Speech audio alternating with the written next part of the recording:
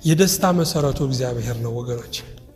ግን አንድ ነገር ልንገራችሁ፣ በሐዘናችሁም በደስታችሁም ሁሉ ጊዜ አድራሻችሁ እግዚአብሔር ብቻ ይሁን። ምክንያቱም ሐዘንም ደስታም ሁኔታ ነው። ማግኘት ማጣት ሁኔታ ነው።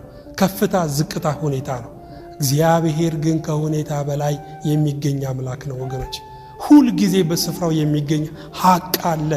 ሁል ጊዜ ባድራሻው የሚገኝ ሐቅ አለ። እሱ ምንድነው ካለን እግዚአብሔር ነው።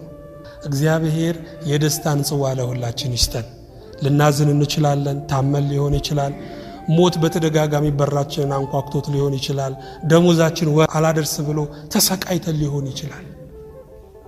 ግን ምንም እንኳን በለስ ባታፈራ አይደል ያለው፣ በወይንም ሐረግ ፍሬ ባይገኝ፣ የወይራ ስራ ቢጎድል፣ እርሾችን መብልን ባይሰጡ፣ ላሞችን በጋታ ውስጥ ባይገኙ፣ እኔ ግን በማን ደስ ይለኛል? በእግዚአብሔር ደስ ይለኛል። በመድኃኒቴ አምላክ ሐሴት አደርጋለሁ። ሁል ጊዜ በእግዚአብሔር ደስ